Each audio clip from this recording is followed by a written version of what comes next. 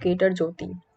इस वीडियो में मैं आपके साथ डिटेल एनालिसिस करने वाली हूँ CSIR UGC नेट सिलेबस के रिगार्डिंग, जो कि आपके JRF as well as lectureship के लिए एप्लीकेबल होता है। ये मैं मेनली बात कर रही हूँ लाइफ साइंस के सिलेबस के बारे में, जो आप CSIR UGC नेट का एग्जाम देते हैं, चाहे आपने JRF के लिए फॉर्म भरा हो या लेक्चरशिप के लिए आप फॉर्म भरते हो, उसका डिटेल सिलेबस एनालिसिस हम यहाँ पे देखेंगे।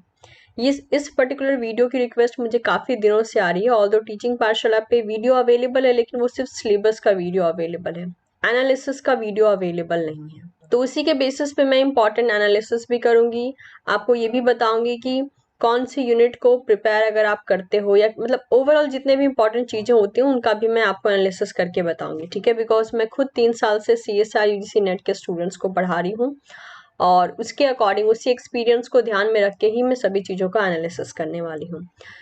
तो सबसे पहले मैं आपको बता दूं, टोटल जो यूनिट्स होती हैं, यूनिट्स यानी हम यहाँ पे यूनिट कहते हैं, ऑल्दो यूनिट का मतलब होता है कितने सब्जेक्ट्स आपको मिलते हैं। अब इन सब्जेक्ट्स का मतलब ये नहीं है कि अगर आप जूलॉजी से हो तो कोई एक सब्जेक्ट सेलेक्ट कर लोगे, आप बॉटनी से हो तो कोई एक कर लोगे, नहीं। आप किसी भी फील्ड से बिलोंग करते हो, मेनली अगर आप लाइफ साइंस कैटेगरी से बिलोंग कर रहे हो, लाइफ साइंस में बहुत से डिपार्टमेंट होते हैं, बहुत सी ब्रांचेस होती हैं। अगर आप किसी भी ब्रांचेस से, अगर आपने MSc की है मेनली लाइफ साइंस डिपार्टमेंट से, तो ऑब्वियसली आप लाइफ साइंस के लिए ही एलिजिबल होते हो। तो अगर आप लाइफ साइंस के लिए फॉर्म भरते हो तो टोटल जो यूनिट या फिर सब्जेक्ट जो आपको प्रिपेयर करना होता है, या फिर आपके सिलेबस में जो मेंशन है, वो है टोटल 13 यूनिट्स या फिर 13 सब्जेक्ट्स आप कह सकते हो। अब कुछ बच्चों का क्वेश्चन आता है कि क्या ये सारे सब्जेक्ट को हमें प्रिपेयर करना होता है अगर हमें CSIR नेट क्लियर करना है? तो आई विल सजेस्ट कि ये टोटली आपके ऊपर होता है। मैं अगर आपको क्लियरेंस की बात करूं, तो अगर आप मतलब कहते हैं ना कि एक सेफ साइड में रहना चाहते हो, तो सेफ साइड में रहने के लिए हम ये कहते हैं बच्चों को कि आप 10 यूनिट या 10 सब्जेक्ट सेलेक्ट करके उसको रेडी कर लो। इससे क्या होता है, इससे आपको एक प्रॉपर आइडिया मतलब कि प्रॉपर आइडिया रहता है कि यस, अगर क्वेश्चन थोड़े गलत जगह से भी आ गए ना, तो भी हम एग्जाम क्वालिफाई कर लेंगे। तो सेफ साइड के लिए हम इतना कहते हैं। अब बात आती है यहाँ पे, अगर आप सब्जेक्ट देखोगे ना, हर एक डिपार्टमेंट का सब्जेक्ट यहाँ ले लिया गया है, बिकॉज इस सिलेबस को बहुत ही सोच समझ के बनाया गया है। बिकॉज लाइफ साइंस का डिपार्टमेंट या लाइफ साइंस के ब्रांचेस इतने कम नहीं है, इस तरीके से इन ब्रांचेस को रखा गया है कि आप किसी भी बैकग्राउंड से आ रहे हो, आपको अपना कहते हैं ना कि अपना एक एरिया वाला जो सब्जेक्ट है वो मिल ही जाएगा, मिनिमम एक तो मिल ही जाएगा। अब ये जो 13 यूनिट है, ऐसा नहीं है कि आपको 13 यूनिट प्रिपेयर नहीं करना है। अगर आप कैपेबल हो और आप एक गिवन टाइम पीरियड में, जितने भी टाइम के बाद आपने CSIR टारगेट किया है, अगर उतने टाइम में अगर आप 13 यूनिट कंप्लीट कर लेते हो, इट्स वेल एंड गुड। बोलते हैं ना, अगर नॉलेज ज्यादा हो जाए तो वो किसी भी तरीके से आपके लिए मतलब कि डैमेज आपको नहीं करने वाली है, वो आपको फायदा ही देगी। लेकिन अगर हम कहें, कुछ बच्चे होते हैं कि नहीं, वो लिमिटेशन सेट करके पढ़ते हैं कि नहीं, कितना मैक्सिमम कर ले तो चांसेस हैं, तो मैं आपको कहूंगी आप 10 यूनिट्स टारगेट कर लीजिए, काफी सेफ साइड रहता है। 10 यूनिट्स में सबको मिलाकर कह रही हूँ, चाहे आप किसी भी कैटेगरी से हो, किसी भी कैटेगरी से हो, अगर आप 10 यूनिट अगर आप प्रिपेयर कर लेते हो, आप बहुत सेफ साइड में रहते हो। अब हम बात कर लेते हैं उन सब्जेक्ट्स के बारे में जो आपको दिए गए हैं आपके सिलेबस में, जिसमें पहला यूनिट है molecules and their interaction relevant to biology. इसको सिंपल भाषा में हम बायोकेमिस्ट्री का नाम देते हैं, तो बायोकेमिस्ट्री का पोर्शन है यहाँ पर। सेकेंड यूनिट है सेलुलर ऑर्गेनाइजेशन, जिसे हम सिंपल भाषा में सेल बायोलॉजी कहते हैं। थर्ड यूनिट है फंडामेंटल प्रोसेसेस, जिसको आपने मॉलिक्यूलर बायोलॉजी के नाम से पढ़ा होगा। फोर्थ है cell communication and cell signalling, इसे हम सिंपल भाषा में सेल सिग्नलिंग का नाम देते हैं। नेक्स्ट है फिफ्थ यूनिट है डेवलपमेंटल बायोलॉजी। सिक्स्थ है सिस्टम फिजियोलॉजी इन प्लांट, जिसे हम बॉटनी या फिर प्लांट फिजियोलॉजी कहते हैं। नेक्स्ट है सिस्टम फिजियोलॉजी इन एनिमल, जिसे हम एनिमल फिजियोलॉजी का नाम देते हैं। नेक्स्ट है इनहेरिटेंस बायोलॉजी, जिसे हम सिंपल भाषा में जेनेटिक्स कहते हैं। नेक्स्ट है डाइवर्सिटी ऑफ लाइफ फॉर्म, जिसे हम टेक्सोनॉमी एंड डाइवर्सिटी का नाम देते हैं। नेक्स्ट इकोलॉजिकल प्रिंसिपल है, जिसे हम सिंपल भाषा में इकोलॉजी कहते हैं। लास्ट इवोल्यूशन एंड बिहेवियर, जिसे हम इवोल्यूशन का नाम देते हैं। नेक्स्ट चला आता है आपके पास applied biology and methods in biology, इस दोनों को मिलाकर हम सिंपल भाषा में कहते हैं टेक्निक्स। तो ये है आपके पास टोटल 13 सब्जेक्ट, आपका सिलेबस है ये। किसी एक को दो को सेलेक्ट करने से नहीं होगा, आप किसी भी लाइफ साइंस के ब्रांच से बिलोंग करते हो, आपका ये पूरा सिलेबस है और आपको ये प्रिपेयर करना होता है। जैसे मैंने कहा सेफ साइड के लिए आप 10 से 11 यूनिट प्रिपेयर करके चल सकते हैं, बट सिर्फ ये इतने पे ही मैटर नहीं करता है। कुछ कुछ बच्चे ऐसे होते हैं जो इतना कम स्कोरिंग करते हैं यूनिट में, हर एक यूनिट में, जिससे होता ये है कि वो 13 यूनिट को उन्होंने टारगेट किया है, फिर भी वो अच्छा स्कोर नहीं कर पाते हैं। तो टीचिंग पाठशाला पे आपको एक वीडियो मिलेगी जिसमें मेंशन होगा how many units to target for clearing your CSIR net. उस वीडियो को जरूर देखिए, वहां पे मैंने सारी चीजों को समझाया है कि आप कैसे डिसाइड करें कि आपके लिए कितना यूनिट सेफ होगा, कितना नंबर ऑफ यूनिट सेफ होगा। तो अगर आप उस वीडियो को देख लेते हैं तो आपको एक बेटर अंदाजा मिल जाएगा कि हम किस बेसिस पे कहते हैं कि कितनी यूनिट्स को टारगेट करना चाहिए। और अगर दिक्कत होती है तो मैं बता दूं, हर एक यूनिट का जो मिनिमम वेटेज होता है, मिनिमम वो होता है कि ये 30 मार्क्स में पूछी जाती है, हर एक यूनिट। ठीक है, आपका जो टोटल पेपर आता है वो लगभग 400 से भी ज्यादा का लगभग देखा जाता है, लेकिन जो आपको अटेम्प्ट देना होता है वो देना होता है सिर्फ 200 मार्क्स का, यानी जितने में आपके मार्क्स इवेल्युएट किए जाते हैं वो सिर्फ 200 के होते हैं। तो हर एक यूनिट लगभग 30 मार्क्स की पूछी ही जाती है। लेकिन प्रॉब्लम ये है कि मिनिमम भी एक स्टूडेंट जो है 30 में से बहुत अच्छा भी स्कोर करता है तो 20 या 25 तक करता है, फुल तो बहुत रेयरली कर पाते हैं बच्चे।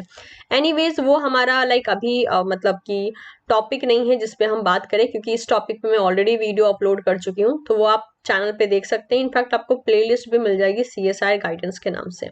अब जरा हम डिटेल सिलेबस एनालिसिस करते हैं 1 by 1। जैसे कि आप देख सकते हैं आपके सामने जो पहला यहाँ पर यूनिट आया है वो यूनिट है molecules and their interaction relevant to biology, जिसे हम बायोकेमिस्ट्री का नाम दे रहे थे। अब अगर आप इसमें देखेंगे तो बहुत से ऐसे पोर्शन है जो आप बैचलर एंड मास्टर दोनों में पढ़ते हैं। जैसे कि यहाँ पे स्ट्रक्चर के बारे में बता के रखा है, कंपोजिशन बता के रखा है रिगार्डिंग द बायोमोलिक्यूल्स, जिसमें कि चले आते हैं carbohydrate, lipids, protein, nucleic acid, vitamin. As per I remember ये हमें बैचलर में भी पढ़ाया जाता है, मास्टर में भी पढ़ाया जाता है। स्टेबलाइजिंग इंट्रैक्शन के बारे में बहुत से इंट्रैक्शन यहाँ पे देके रखे गए हैं। प्रिंसिपल ऑफ बायोफिजिकल केमिस्ट्री, जिसमें हम pH, buffer, reaction kinetics, thermodynamics and colligative properties के बारे में बात करते हैं। नेक्स्ट बायो एनर्जेटिक्स है इसमें, इसके अलावा glycolysis, oxidative phosphorylation, coupled reaction, group transfer, biological energy transducer and many more. Next principle of catalysis, जिसमें कि हम एंजाइम एंड एंजाइम काइनेटिक्स के बारे में बात करते हैं। नेक्स्ट है कन्फॉर्मेशन ऑफ प्रोटीन्स, यानी प्रोटीन का पोर्शन पूरा चला आता है। इसके अलावा कन्फॉर्मेशन ऑफ न्यूक्लिक एसिड्स, जिसमें हम टाइप ऑफ न्यूक्लिक एसिड्स के बारे में बात करते हैं। Stability of protein and nucleic acid, साथ ही साथ मेटाबॉलिज्म चला आता है यहाँ पर, carbohydrate, lipids, amino acid, nucleotides and vitamins का। तो ये आपका टोटल सिलेबस हो जाता है बायोकेमिस्ट्री का। अब अगर आपको आइडिया नहीं मिलता है कि कैसे पढ़ना है, क्या पढ़ना है ओवरऑल, तो आई विल सजेस्ट यू कि एक बार आप प्रीवियस ईयर क्वेश्चन का एनालिसिस कीजिए। PYQs का एनालिसिस करना बहुत जरूरी होता है अगर आप सेल्फ प्रिपरेशन कर रहे हो तो। और अगर आप कहीं और से प्रिपरेशन कर रहे हो तो दैट इज वेरी ऑब्वियस, वो आपको ऑलरेडी मतलब बोलते हैं ना, वो इंस्टीट्यूट आपको ऑलरेडी ट्रैक पे पढ़ा रहा होगा। लेकिन सेल्फ प्रिपरेशन करते हैं तो अगर आपको एक आइडिया लेना है कि किस स्टैंडर्ड के क्वेश्चन आते हैं, क्वेश्चन का लेवल क्या होता है, तो बेटर होता है कि आप एक बार जो है प्रीवियस ईयर क्वेश्चन एनालिसिस कीजिए, आपको एक आइडिया मिल जाएगा। तो ये था बायोकेमिस्ट्री की बात। ओके, नेक्स्ट चला आता है सेलुलर ऑर्गेनाइजेशन, जिसे हम सेल बायोलॉजी का नाम देते हैं। इसमें चला आता है मेम्ब्रेन स्ट्रक्चर एंड फंक्शन, बहुत बहुत ज्यादा इंपॉर्टेंट यूनिट है ये, बिकॉज ये सब्जेक्ट हर एक एग्जाम में आता है और इसमें से इसका जो पहला चैप्टर है वो तो हर एग्जाम में आता है।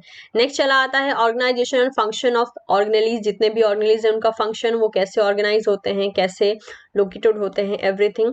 Apart from this gene and chromosome का पूरा डिटेल, ऑल्दो ये पोर्शन आपके मॉलिक्यूलर बायोलॉजी का मेन पार्ट बनता है, बट यस यहाँ पे भी दिया गया है ये।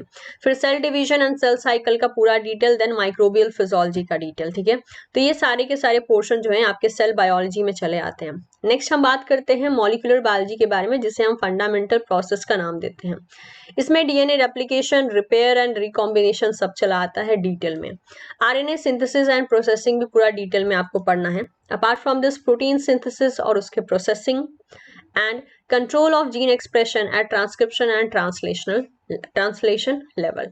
तो ये सब पोर्शन है, इसके सब टॉपिक्स भी दे के रखे हैं। आपको 1 बाय 1 चीजों को लेकर जो है पढ़ना होता है। आपके पास कोई पब्लिकेशन की बुक है तो आप वहां से भी पढ़ सकते हैं, आप स्टैंडर्ड बुक्स को भी प्रेफर कर सकते हैं, बट यस सिलेक्शन आपका वाइज होना चाहिए जो आपका टाइम कम वेस्ट करे और आपको नॉलेज ज्यादा दे, ठीक है, चाहे आप कहीं से भी पढ़ रहे हो। नेक्स्ट हम बात करते हैं 4th यूनिट के बारे में, जो कि है cell communication and cell signalling, जिसमें पहला चला आता है host parasite and interaction. Next cell signalling का पूरा पोर्शन, टाइप ऑफ सिग्नलिंग इसी में चली आती है। सेलुलर कम्युनिकेशन, जिसमें कि टाइप ऑफ कम्युनिकेशन हम देखते हैं, कौन कौन से प्रोटीन्स कम्युनिकेट करने में मदद करते हैं। नेक्स्ट इज कैंसर, कैंसर क्या है, कैसे फैलता है, कौन से जीन इसके पीछे रिस्पॉन्सिबल होते हैं, एवरीथिंग।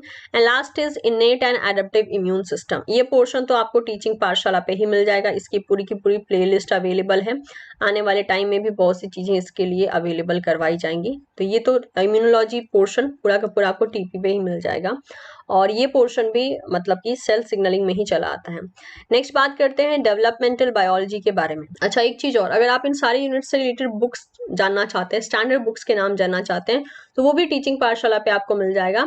आप जस्ट सर्च कर लीजिएगा important books for CSIR bye teaching पाठशाला, आप गूगल पे सर्च करते हैं, आपको सारा कुछ वीडियो दिख जाएगा, तो आप उसको प्रेफर कर सकते हैं ताकि आपको एक बेटर आइडिया मिल सके कि कौन कौन से बुक को आपको प्रेफर करना चाहिए regarding a particular unit. Next बात करते हैं डेवलपमेंटल बायोलॉजी। तो इसमें पूरा का पूरा डेवलपमेंटल प्रोसेस इन्वॉल्व होता है, जैसे कि बेसिक कंसेप्ट क्या है, जैसे कि हो गया commitment, potency, specification and many more. फिर गैमेटोजेनेसिस आ गया, फर्टिलाइजेशन और अर्ली डेवलपमेंट कैसे होता है।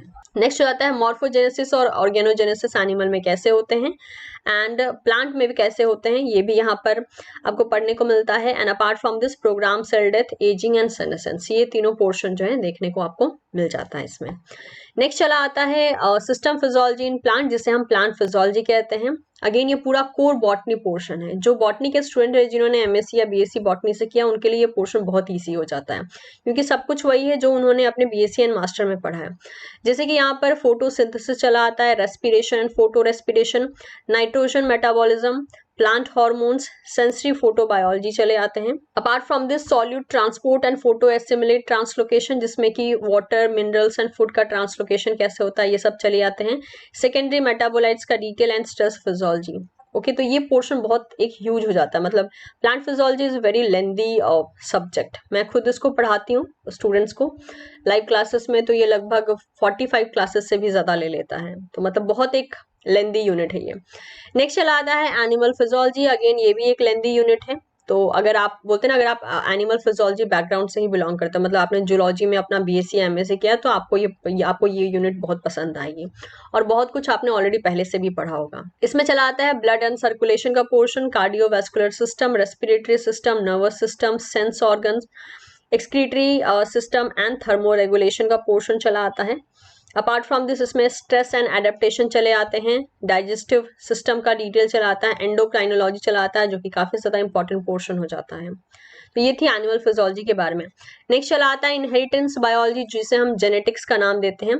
इसमें भी बहुत से ऐसे पोर्शन आते हैं जो आपने BSc MSc में पढ़े होंगे, लेकिन उसका भी थोड़ा सा डिटेल वर्जन यहाँ देखा जाता है, जैसे कि Mendelian principle, concept of gene, Mendelian principle का एक्सटेंशंस क्या क्या हैं, gene mapping methods, extra chromosomal inheritance, microbial genetics, human genetics and quantitative genetics. Apart from this यहाँ पे चले आते हैं आपके mutations, structure and numerical alteration of chromosome and recombination.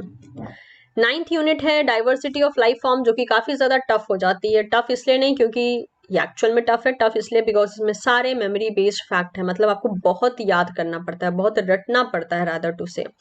तो ये आप एक्सेप्शनल लेकर चल सकते हैं, अगर आपसे होता है, अगर ये आप प्रिपेयर कर सकते हैं तो कीजिए, अदरवाइज आप इसको लीव भी कर सकते हैं। बिकॉज CSIR में हमेशा आप ध्यान रखिएगा, इनपुट और आउटपुट का जो रेशियो होता है ना, वो आपको बहुत अच्छे से मेंटेन करना होता है। मतलब आप उस यूनिट में कितना इनपुट दे रहे हो in the form of energy and time, और वो आपको कितना आउटपुट देगा। आउटपुट मतलब कि आप उससे कितने क्वेश्चन सॉल्व कर पाओगे, कितने % श्योरिटी है। और क्योंकि टेक्सोनॉमी एंड डाइवर्सिटी में आउटपुट की जो चांसेस होते हैं ना, वो बहुत लेस होते हैं, क्योंकि किस तरीके से क्वेश्चन पूछ दिया जाएगा, कौन सा लाइफ फॉर्म ले लिया जाएगा, किसका कौन सा बेसिस पे इवोल्यूशनरी लीनिएज पूछ दिया जाएगा, इसका कुछ मतलब आइडिया नहीं होता है। तो इनपुट ना इसमें बहुत ज्यादा लगता है लेकिन आउटपुट बहुत कम निकलता है, इसलिए हम इसको थोड़ा सा ना एक ऐसा रिस्की यूनिट मानते हैं जिसको कि बहुत सोच समझ के आपको रेडी करना होता है। बट ऐसा नहीं है कि स्कोरिंग नहीं है, जिन बच्चों का मेमोरी बहुत अच्छा है, जिनको ये यूनिट बहुत पसंद आती है, वो स्कोर भी करते हैं। लेकिन यस, इसमें आपका इनपुट बहुत ज्यादा लगता है और आउटपुट काफी कम होता है अगर मैं मैक्सिमम स्टूडेंट की बात करूं as compare to the other different unit जो आपके सिलेबस में मेंशन है। तो इसमें चले आते हैं principle and method of taxonomy, level of structural organisation चला आता है, outline classification of plant animal and micro organisms, इसमें अच्छे खासे क्वेश्चंस देखे जाते हैं। National history of Indian subcontinents चले आते हैं इसमें। Apart from this organism of health and agriculture importance, इस पे भी क्वेश्चन आ जाते हैं। Organism of conservation concern. Next unit आता है आपके पास इकोलॉजिकल प्रिंसिपल, काफी अच्छी यूनिट है। काफी लोग कहते हैं ये बहुत इजी यूनिट है, but I must tell you कि ये इजी उतनी नहीं है, ठीक है। इंटरेस्टिंग काफी ज्यादा है क्योंकि आप अपने चारों तरफ के वातावरण के बारे में ही पढ़ रहे होते हो। इजी इसलिए नहीं कहती हूँ क्योंकि इसमें ना बहुत मतलब कि कहते हैं ना कि आपको एक बहुत अच्छा बेस बनाना पड़ता है, और क्योंकि हम लाइफ साइंस के स्टूडेंट मैक्सिमम टाइम हम अपना लाइफ जो होता है या हमारा जो पूरा 5 साल का टाइम है बीएससी एमएससी का, हमने डीएनए आरएनए प्रोटीन यही सब पढ़ते हुए स्पेंड किया है। तो इकोलॉजिकल प्रिंसिपल एक चैलेंज बन जाता है। Yes, it is scoring but I will not suggest कि it is very much easy. Easy ये तभी बनता है जब आप बहुत अच्छे ढंग से कॉन्फिडेंट हो जाते हो रिगार्डिंग द इकोलॉजिकल प्रिंसिपल। जब इनिशियली आप पढ़ते हो तो आपको ये लगेगा कि मतलब इजी तो मैं नहीं कहूंगी क्योंकि ये एक्सपीरियंस मेरा भी था। जब मैंने फर्स्ट टाइम इकोलॉजिकल प्रिंसिपल पढ़ा था तो ये मुझे इजी बिल्कुल नहीं लगा था, इनफैक्ट ये मुझे बहुत कॉम्प्लेक्स लगा था। टफ नहीं है, कॉम्प्लेक्स है। आई मस्ट से कि इसमें टफनेस जैसा कुछ नहीं है, कॉम्प्लेक्सिटी थोड़ी बहुत जगह पे आपको मिलेगी, लेकिन अगर आपने इसको एक बार अच्छे से पढ़ लिया फिर आपके लिए ये मोस्ट इजीएस्ट यूनिट बन जाएगा। तो एक ऐसे इंसान के लिए जो कुछ नहीं जानता इकोलॉजिकल प्रिंसिपल के बारे में, it is not tough but yes it is complex, I can say that, ठीक है। तो और क्योंकि ये यूनिट मैं भी पढ़ाती हूँ स्टूडेंट्स को, काफी डिटेल बेसिस से पढ़ाती हूँ, तो उसके एक्सपीरियंस के बेसिस पे मैं आपको ये चीजें समझा रही हूँ। और दूसरी चीज ये कि इकोलॉजिकल प्रिंसिपल के ना आपको जब थ्योरीज आप पढ़ोगे आपको बहुत अच्छा लगेगा, आपको लगेगा बहुत ईजी है, लेकिन इसके क्वेश्चन ट्रिकी होते हैं, मतलब आपको फंसाते हैं बहुत सारी जगह पे। क्योंकि डीएनए के बारे में जब आप क्वेश्चन सॉल्व करें तो आपको पता है कि डीएनए में ऐसा होता है वैसा होता है, लेकिन क्योंकि इकोलॉजिकल प्रिंसिपल में क्वेश्चन एजम्पशंस के बेसिस पे भी चले आते हैं, कुछ कॉमन सेंस के बेसिस पे भी चले आते हैं, तो वहां पर क्वेश्चन को अटेम्प्ट करना एक रिस्की फैक्टर हो जाता है। बट यस, इसी सब चीजों की हम प्रैक्टिस करते हैं जब हम इकोलॉजिकल प्रिंसिपल नाम के यूनिट्स को डील कर रहे हैं, तो वो एटीट्यूड हमें खुद में डेवलप करना पड़ता है। तो इकोलॉजिकल प्रिंसिपल में चला आता है the environment, habitat and niche, population ecology, species interaction, community ecology, ecological succession, ecosystem ecology यहाँ पे चला आता है। Apart from this biogeography, applied ecology and conservation biology, ये सारे पोर्शन चले आते हैं। ये भी एक अच्छा खासा लेंदी पोर्शन है, मतलब ये भी आराम से आपका 30+ से ज्यादा क्लासेस ले लेता है अगर आप इसको डिटेल में पढ़ते हो तो। नेक्स्ट यूनिट चला आता है evolution and behaviour. Evolution and behaviour again काफी ज्यादा इंटरेस्टिंग पोर्शन है, मतलब मुझे नहीं पता कितने लोगों को अच्छा लगता है पुरानी चीजों के बारे में पता करना, पुरानी चीजों के बारे में पढ़ना कि ऐसा हुआ था वैसा हुआ था। जिन बच्चों के मतलब थोड़ा सा उनका इंटरेस्ट रहता है इस टाइप की चीजों पे, उनको बहुत इंटरेस्टिंग लगती है। कुछ स्टूडेंट को बोरिंग लगती है कि यार पुरानी चीजें क्या ही पढ़ रहे हैं, क्या हुआ था उससे क्या करना है। तो वो टोटली एटीट्यूड पर डिपेंड करता है। तो काफी बच्चों को ये यूनिट बहुत इंटरेस्टिंग लगती है, कुछ बच्चों को ये बोरिंग लगती है। तो ये डिपेंड करता है आपके डीलिंग एटीट्यूड पे कि आप इसको कैसे ले रहे हो। But yes, it is also scoring. अगर हम इकोलॉजी इवोल्यूशन दोनों साथ में लेते हैं तो लगभग आप 60 to 70 मार्क्स के क्वेश्चन आप इन दोनों यूनिट से एक्सपेक्ट कर सकते हो। बट ये है कि अगर आप इकोलॉजी पढ़ते हो तो आपको इवोल्यूशन कभी स्किप नहीं करना चाहिए, बिकॉज दोनों एक दूसरे के क्वेश्चन को कॉम्प्लीमेंट करते हैं। जैसे कि इसमें चला आता है emergence of evolutionary thoughts, next origin of cells and unicellular evolution, इसके अलावा आ जाता है palaeontology and evolutionary history, molecular evolution चले आते हैं, मैकेनिज्म चले आते हैं बहुत से, brain behaviour and evolution portion चला आता है जिसमें कि पूरा हम लर्निंग बिहेवियर स्टडी करते हैं।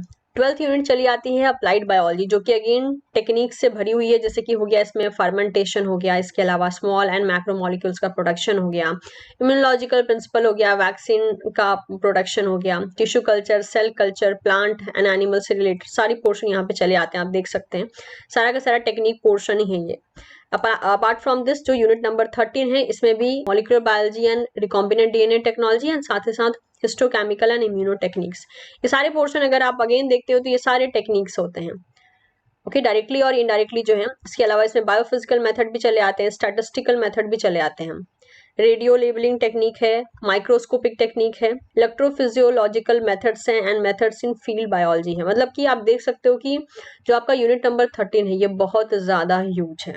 आई थिंक कोई बच्चा पूरा तो इसको प्रिपेयर कर नहीं पाता हो क्योंकि बहुत ज्यादा ह्यूज है ये, but yes I will suggest कि जो जो इंपॉर्टेंट पोर्शन है एटलीस्ट वो तो आप प्रिपेयर कर ही सकते हो, क्योंकि टेक्निक को छोड़ के जाना एक बेवकूफ़ी होती है, क्योंकि आपके नॉर्मल थ्योरी सब्जेक्ट से रिलेटेड चीज़ों को जोड़ के टेक्निक्स को उसमें ऐड करके जो है क्वेश्चन बन जाते हैं। तो इसलिए टेक्निक का ज़्यादा नहीं तो एटलीस्ट आपको 30 to 40% इन्फॉर्मेशन होना काफ़ी ज़्यादा ज़रूरी होता है। इसलिए आपको इतना इन्फॉर्मेशन तो होना चाहिए।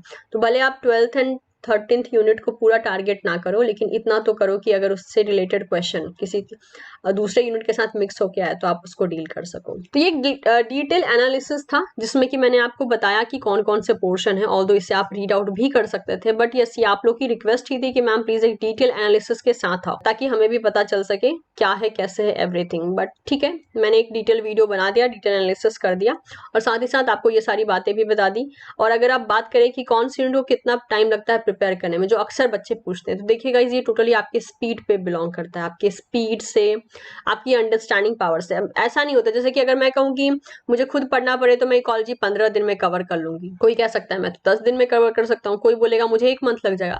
ये कैसे हो रहा है? क्योंकि कैलिबर सबका अलग अलग है, मतलब किसको कितना जल्दी समझ में आता है, किसको एक ही पेज को 10 बार पढ़ने की जरूरत पड़ती है, कोई बच्चा एक ही पेज को, एक ही बुक की पेज को जो है एक ही बार पढ़ के सब चीजें समझ लेता है। तो ये टोटली आपके कैलिबर पे डिपेंड करता है। मैं ऐसे स्टैंडर्ड बेसिस पे भी सजेस्ट नहीं कर सकती कि कौन सी यूनिट में कितना दिन लग सकता है, तो ये बताना थोड़ा डिफिकल्ट है, ये आपके ऊपर वैरी करता है, इंडिविजुअल टू इंडिविजुअल ये वैरी करता रहेगा। ओके, तो मैं उम्मीद करती हूँ कि आपको ये मेरी कोशिश पसंद आई होगी, एज वेल एज हम आपसे मिलेंगे नेक्स्ट वीडियो में। वीडियो पसंद आया हो तो इसे लाइक जरूर करें, एज वेल एज इसे आप अपने दोस्तों के साथ भी शेयर कर सकते हैं। Don't forget to subscribe teaching Pathshala. मिलते हैं बहुत ही जल्द आपसे नेक्स्ट वीडियो में। Thank you so much everyone.